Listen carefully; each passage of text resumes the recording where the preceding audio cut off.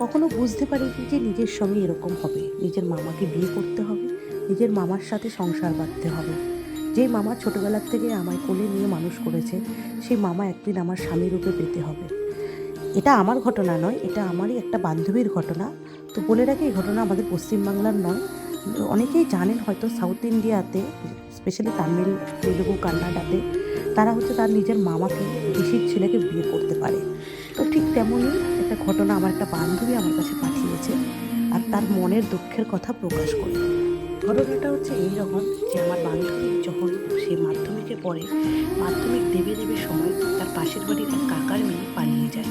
সে তার থেকেও ছোটো, কিন্তু সে পালিয়ে যাওয়ার কারণে ফ্যামিলিতে এতটা পরিমাণে প্রবলেম হয় যে বাবা মা বাধ্যতামূলক আমার বান্ধবীরও বিয়ে ঠিক করে ফেলে, এবং বিয়েটা ঠিক করে তারই নিজের মামার সাথে। কারণ অতটা শর্ট টাইমের মধ্যে ওরা কোনো ভালো ছেলে পাচ্ছিল না, এবং তার বাবা ভাবলো যে নিজের শালা থাকতে আবার বাইরে কেন করে বিয়ে দেবো। তো বিয়েটা দিল। আমার বান্ধবী যেটা মন থেকে মেনে নিতে পারছিল না, কারণ আমার বান্ধবী পড়াশোনাতে ভীষণ ভালো ছিল। বিয়েটা হলো। বিয়েটা হওয়ার কিছুদিন পর আমার বান্ধবী বিয়েটা হওয়ার কিছুদিন পরেই আমার বান্ধবীর মনের মধ্যে অনেক প্রশ্ন জাগতে লাগলো। কারণ যখন বিয়েটা ঠিক হলো না, আমার বান্ধবী সেটাকে কোনো রকম না মেনে নিতে পেরে তার মামার সাথে কথা বলাই বন্ধ করে দিয়েছিল, এবং ভাবতো যে যেই মামাকে আমি ছোটোবেলার থেকে ঘাড়ে উঠে চেপে খেলা করেছি, সেই মামা আমায় বিয়ে করতে রাজি হলো কি করে। এই ভাবতে ভাবতে বিয়ের দিন ঘনিয়ে আসলো, এবং তারপরে বিয়ে হয়ে গেল। বিয়ের দিন থেকে রাজির, আমার বান্ধবীর খুবই কষ্ট হচ্ছিল, এবং সে কাউকে কিছু বলতে পারলো না। যেহেতু ও বয়সেও ছোট এবং মনের দিক দিয়ে খুবই ভেঙে পড়েছিল, তাই সে তার মাকে বা বাবাকে কিছু বুঝিয়ে বলতে পারছিল না যে সে এই বিয়েতে রাজি নেই। কিছুদিন সংসার করলো, তারপরে আস্তে আস্তে অনেক কিছু পরিবর্তন হতে লাগলো। কারণ আমার বান্ধবীর বাবা ছিলেন খুবই একটা হেলথ কনসিয়াস মানুষ, যে সবসময় নিজের শরীর চর্চা করতেন। তো ওদের বাড়িতে সিগারেট বিড়ি কেউই খেতেন না, কিন্তু সেই জায়গার মধ্যে আমার বান্ধবী তার মামাকে দেখতে পেত যে প্রত্যেক দিন রাতে এসে সে ড্রিঙ্ক করতো, আর রাত্রে এসে তাকে অত্যাচার করতো। এগুলো না মেনে নিতে পেরে সেই বান্ধবী মায়ের কাছে আসে এবং খুব কান্নাকাটি করে, আর মাকে বলে, মা জানো, মামা আমায় খুব মারে, খুব অত্যাচার করে, আমার খুব কষ্ট হয়। আমি দিদাকে বলি যে, দিদা, মামা আমায় খুব মারে, আমি কি তোমার সাথে ঘুমাবো? জানো, ওই দিদা যেন কেমন হয়ে গেছে, যেই দিদা ছোটোবেলায় আমাকে কত গল্প শুনিয়ে ঘুম পাড়াতো, সেই দিদা এখন আমায় বলে যে, না না, এখন তোর মামার সাথেই তোকে ঘুমোতে হবে, তোর এটাই তো তোর নিয়ম, তোকে মেনে নিতে হবে, যেমনই হোক তোর স্বামী। মা, কেন আমি আমার মামাকে স্বামী রূপেই পেতে হবে? এটার কি কোনো ব্যাখ্যা আছে তোমার কাছে? মা বলে, পাগল, আমাদের তো তাই নিয়ম, মামা হলেও বিয়ে করতে হয়, মামার ছেলে হলেও বিয়ে করতে পারে। তোর যখন মামা আমার নিজের ভাই, মারুক আর যাই করুক, অন্তত আমি মনের ভিতর থেকে তো শান্তি পাবো যে তুই কোথাও না, নিজের বাড়িতে নিজের ফ্যামিলির ভিতরে আছিস। এরম করতে করতে আমার বান্ধবী প্রেগনেন্ট হয়, এবং তার ঘরে একটা ফুটফুটে ছেলে হয়। তারপর যখন আমার বান্ধবী প্রেগনেন্ট ছিল, তখন আমার বান্ধবী বাবার বাড়িতে আসে। আসার পরে তখন আমার বান্ধবী তার বাবার কাছে কান্না করতে করতে বলে, বাবা, আমায় তো তুমি বিয়ে দিয়েছো, এখন তো আমি গর্ভবতী হয়ে গেছি।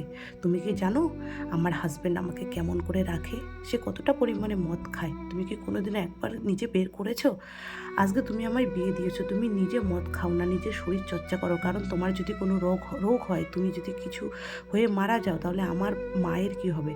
তাহলে তোমার জামাই, মানে আমার যে মামা, সে কি কোনো সময় ভাবে? তোমরা একবারও চিন্তা করলে না আমায় যে বিয়েটা দিয়ে দিলে? এইসব কথার মধ্যে দিয়েই কোথাও না কোথাও আমার বান্ধবীর বাবার একটু মাথার মধ্যে ঢোকে যে হয়তো উনি জীবনে অনেক বড় ভুল করে ফেলেছেন। এরপরে কিছুদিন পরে আমার বান্ধবীর একটা খুব ফুটফুটে একটা সুন্দর ছেলে সন্তান হয়, কিন্তু দুঃখের বিষয়, সবাই আনন্দ করলেও নিজের বাবা, তার ছেলের বাবা, কোনো সময় আসে না দেখতে ছেলেটাকে। আমার বান্ধবী মন থেকে ভেঙে পড়ে। অনেক দিন যা আমার বান্ধবী যেহেতু একটু হেলদি চেহারা ছিল, তার ডেলিভারি করতে খুবই কষ্ট হয়, এবং সি সেকশানে হওয়ার কারণে তাকে অনেক দিন ধরে বেড রেস্টে থাকতে হয়। এই বেড রেস্টে থাকাকালীন বা সে তার বাচ্চাকে মানুষ করাকালীন প্রায় 2 মাস অবধি তার হাজব্যান্ড আসেই না। যখন খবরের পর খবর পাঠানো হয়, তখনও আসে না। এরপরে তারা যায় বিচার করতে যে কেন তারা আসছে না ছেলেটাকে মেয়েটাকে দেখতে বা তার সন্তানকে। এরপরে আমার বান্ধবী কোথাও না কোথাও এটা নিজে থেকেই মেনে নেয় যে তার হয়তো আর কোনোদিনও লাইফ চেঞ্জ হবে না।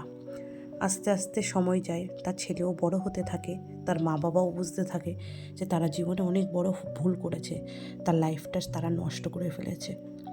যাক এইভাবে আমার বান্ধবী বেশ 2 বছর ছেলে হওয়ার বয়স হওয়ার পরে আস্তে আস্তে এবার নিজে থেকে আবার পড়াশোনা করার একটা সিদ্ধান্ত নেয়। পড়াশোনা করে 12 ক্লাস দেয় প্রাইভেটে। 12 ক্লাস দেওয়ার পরে সে খুব ভালো নাম্বার নিয়ে পাশ করে, তারপরে কলেজে জয়েন করে। সেইভাবেই আমরা দুইজন কলেজে একের সঙ্গে মিলি এবং দুজনে খুব ভালো বন্ধুত্ব হয়ে যায়, খুব কাছের বান্ধবী হয় আস্তে আস্তে।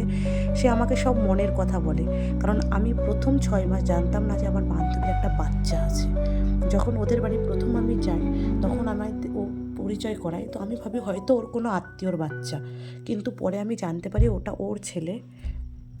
এবং ছেলেটা এইভাবে মানুষ হয়েছে তার দিদিমার কাছে। সে তার দিদিমাকে মা ডাকে আর তার দাদুকে সে বাবা ডাকে, কারণ কোনোদিনও সে বাবা মার আদর পায়নি।